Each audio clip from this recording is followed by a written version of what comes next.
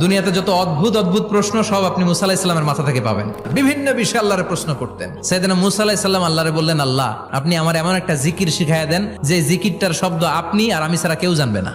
দিনে রাতে সব সময় এই জিকির আমি করব, আপনারে ডাকবো, কিন্তু শর্ত হলো এই জিকিরটা জানবে শুধু আপনি আর জানবো শুধু আমি।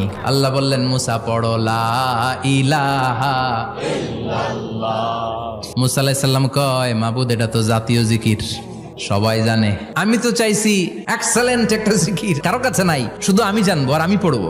আল্লাহ বললেন, মুসা এই লা ইলাহাকে যদি এক পাল্লায় রেখে দাও, তাম বিশ্ব, 7 আকাশ 7 জমিনটারে তুলে যদি তুমি আরেক পাল্লায় রেখে দাও, লা রাজা